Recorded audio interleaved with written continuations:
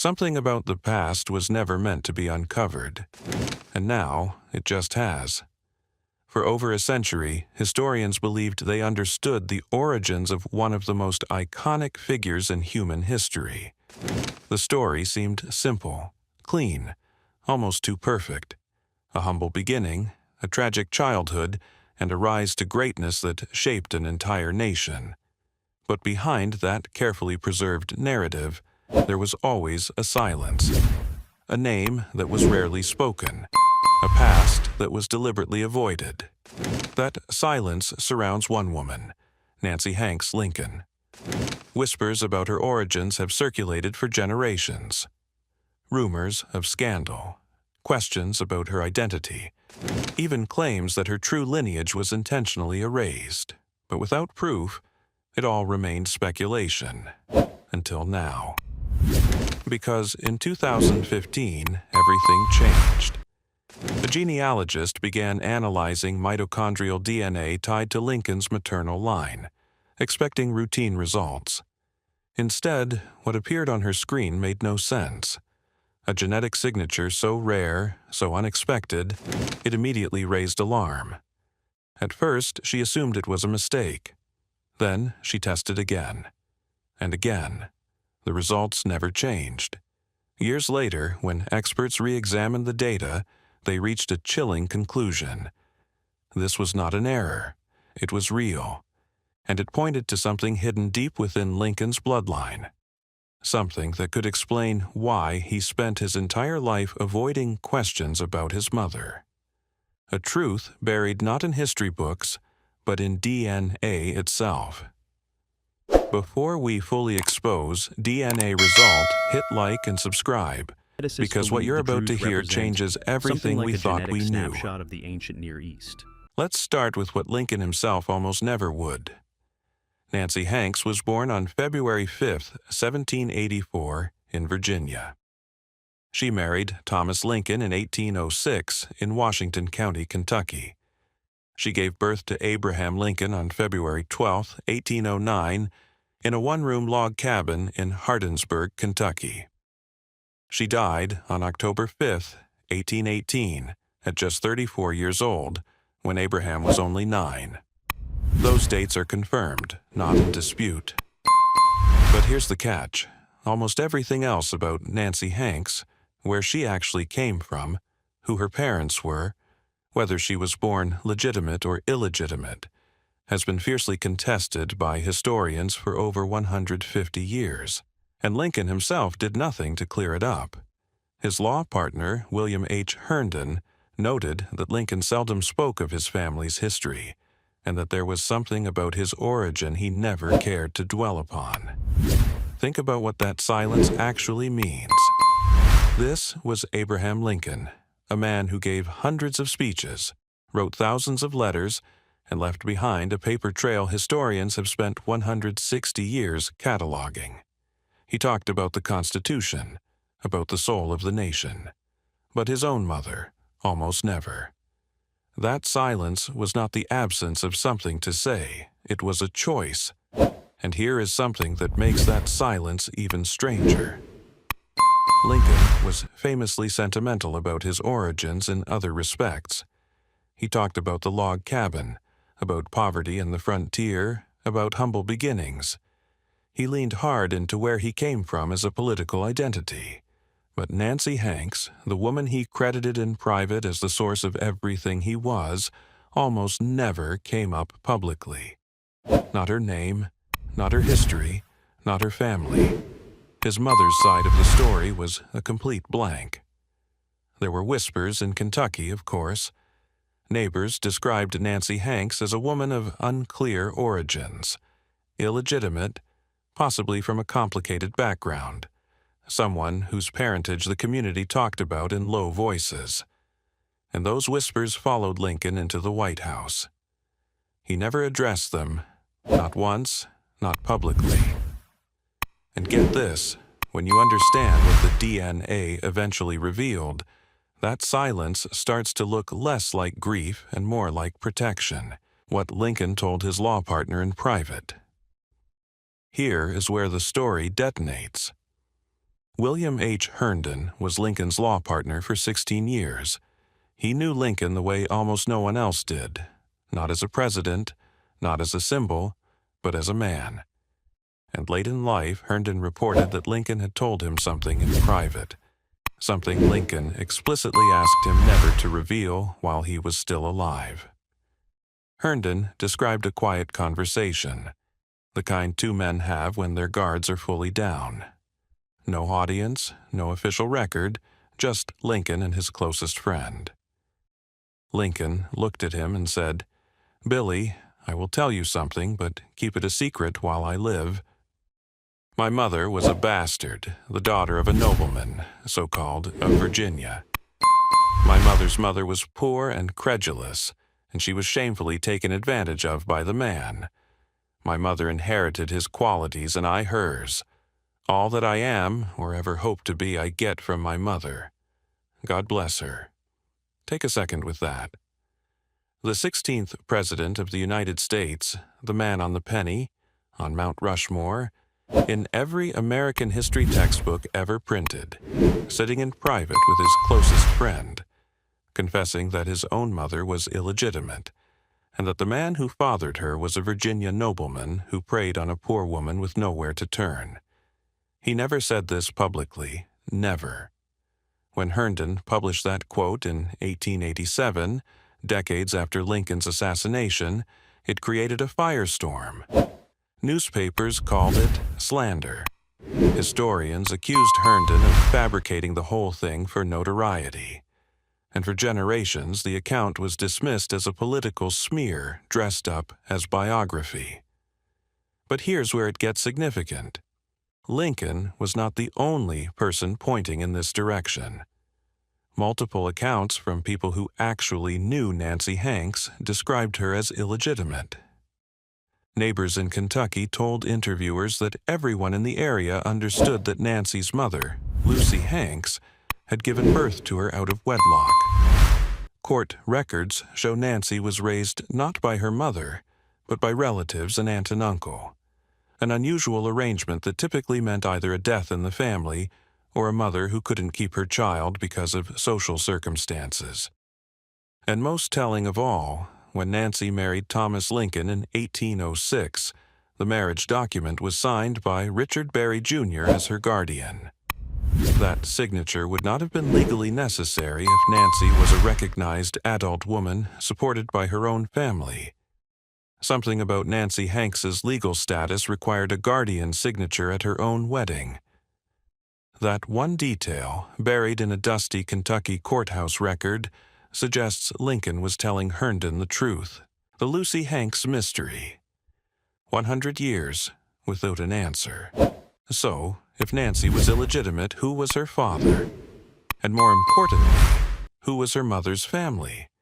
Because that maternal line is exactly where this story goes, somewhere no one expected. Most historians agreed Nancy's mother was a woman named Lucy Hanks, who later married Henry Sparrow in 1790 in Mercer County, Kentucky, and had 8 more children. But Lucy's own origins were the problem. And here's the catch. 2 completely incompatible theories had been at war with each other for over a century. The first theory said Lucy was the daughter of Joseph Hanks and Anne Nancy Lee, legitimate members of a Virginia farming family with traceable English ancestry. The second said Lucy was actually born Lucy Shipley, daughter of Robert Shipley, an entirely different family, with a different background, different social class, and a different paper trail entirely. These weren't 2 versions of the same story. They described 2 completely different women. If Lucy was a Shipley, Lincoln's entire maternal narrative needed to be rewritten. But if she was a Hanks, then the Shipley theory, which some researchers used to support specific claims about Lincoln's ethnic heritage, collapsed entirely. For over 100 years, genealogists fought this out using birth records, land deeds, marriage documents, and church registers. But the evidence was always incomplete. Birth certificates didn't exist in Kentucky in the late 1700s. Family Bibles were filled in decades after births from memory. Oral traditions contradicted each other, depending on which branch of the family you were talking to. The Lucy Hanks question seemed permanently unsolvable until 2015. And get this, the reason the debate lasted so long was not laziness. It was the deliberate absence of records. In rural Virginia and Kentucky in the late 1700s, documentation of illegitimate births was minimal by design. Communities had powerful social incentives to make certain kinds of history disappear, which means if someone wanted to bury the truth about where Lucy Hanks came from, every structural tool was available to do exactly that. The documents didn't just fail to answer the question. They appear to have been arranged so the question couldn't easily be asked. The DNA study that changed everything. Genealogist Suzanne Holstrom had been working the Hanks DNA project at Family Tree DNA for years before the 2015 study. She understood exactly how to settle this, not with documents, but with mitochondrial DNA. Here's the science that made it possible. Mitochondrial DNA passes directly from mother to child in an unbroken maternal line. It does not recombine. It does not change. It travels identically from grandmother to daughter for hundreds of generations. Which means, if you can find Lucy Hanks Sparrow's living maternal descendants, test them, and compare those results to living descendants of the Shipley sisters, you can prove definitively which family Lucy came from. Holstrom's team identified maternal descendants of Lucy Hanks Sparrow, people whose unbroken female line traced directly back through Lucy. They also identified descendants of two Shipley sisters, Naomi Shipley, who married Robert Mitchell, and Rachel Shipley, who married Richard Berry Sr.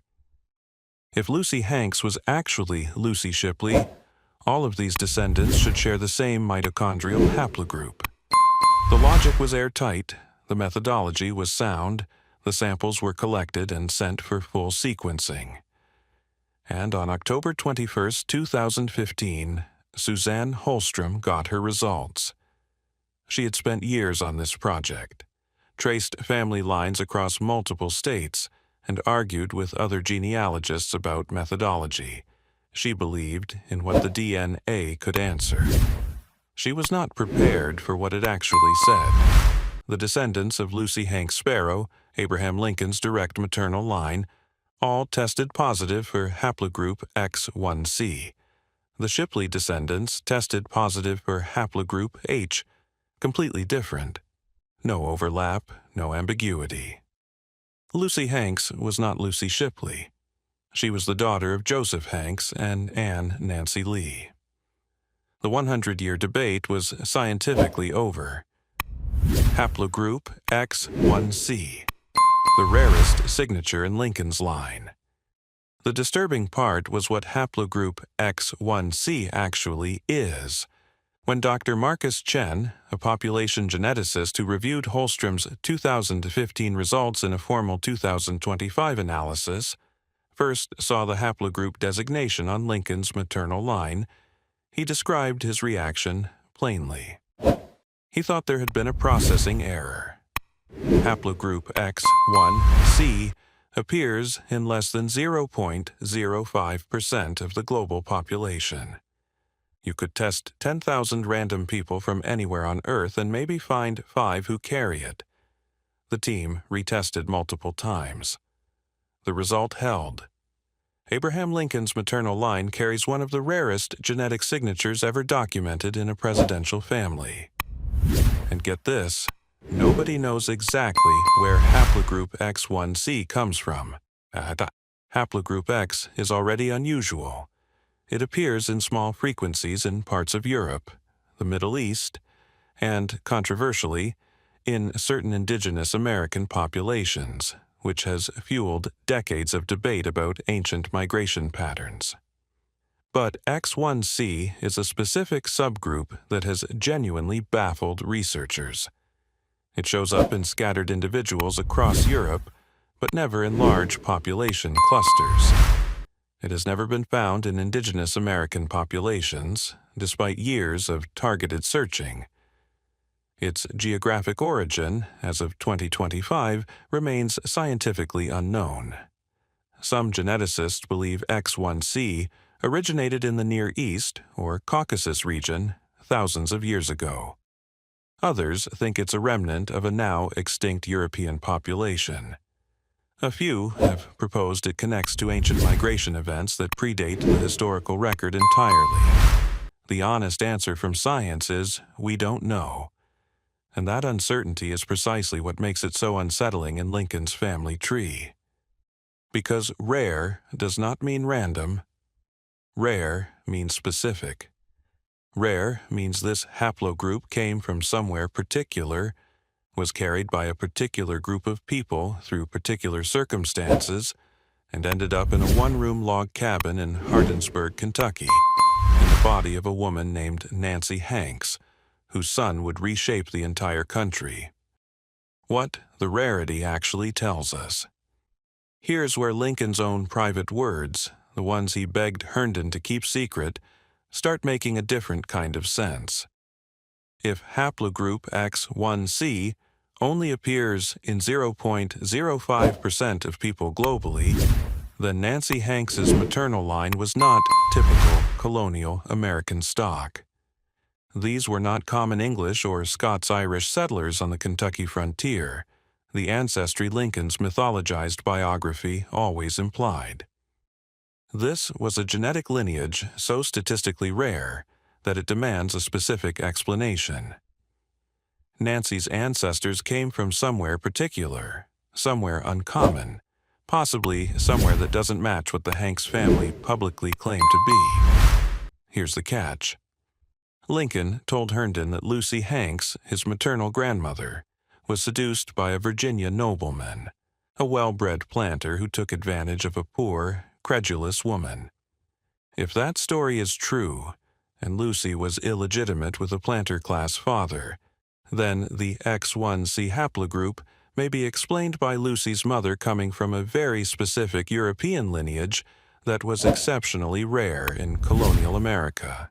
The most credible candidates, based on the population distribution of X1C, are Sephardic Jewish families, descendants of Jews expelled from Spain and Portugal who quietly settled in Virginia, converting publicly to Christianity while maintaining their actual heritage in private. French Huguenot refugees, another persecuted minority who arrived in Virginia in significant numbers in the late 1600s and early 1700s, are another possibility. Or Romani ancestry, a group that faced severe discrimination throughout the Western world and had every reason to bury their background entirely. And get this, when Dr. Marcus Chen reviewed the full 2025 genetic analysis, he noted that the X1C signature in Lincoln's line is consistent with possible Middle Eastern or Mediterranean ancestry, several generations back. Ancestry that would have been socially unacceptable in early 19th century America. Ancestry that a family would have had powerful reasons to obscure. Some researchers believe it points specifically to crypto-Jewish heritage, families who converted publicly but maintained Jewish genetic lineage across generations. Others believe it indicates Romani origin. None of these interpretations are confirmed, but every single one is consistent with the DNA, and every single one describes a group with powerful reasons to keep their true origins secret in 19th century America. The silence finally makes sense. What nobody seriously disputes after the DNA results is this. Abraham Lincoln's maternal ancestry was far more complicated and far less straightforwardly Anglo-Saxon than the mythologized pioneer story ever acknowledged. Nancy Hanks came from a genetic line so rare that it raises fundamental questions about who her ancestors were and what they were hiding. And Lincoln, remarkably intelligent, grown up inside the whispered history of his own family, appears to have understood this. He told Herndon, "All that I am, or hope to be, I get from my mother." Not from his father, not from the Lincoln line, from Nancy. Always from Nancy. Consider what that means at full scale. The man who signed the Emancipation Proclamation, whose face is carved into Mount Rushmore, who is arguably the most mythologized figure in American history. The DNA evidence now says the story America told about where Lincoln came from. The humble log cabin, the quintessential self-made Anglo-Saxon pioneer, was almost certainly incomplete, possibly deliberately so. If Nancy carried a hidden genetic heritage, suppressed across generations because of social prejudice, then Lincoln was the product of exactly the kind of marginalized outsider ancestry that 19th century America despised and erased. He may have carried the blood of people who had to choose between survival and identity, people who converted, who changed their names, who buried the truth of what they were so deep into the family record that it took a mitochondrial DNA test 2 centuries later to find the edges of it. The man who freed the slaves may have descended from people who faced their own form of erasure. He knew. That is the part that stays with you. Not as an abstraction, but as something personal, something that shaped the way he moved through the world, the way he understood injustice, the way he kept distance from questions about his own past. Lincoln was not a man who hid from difficult truths. He charged toward them publicly at enormous cost.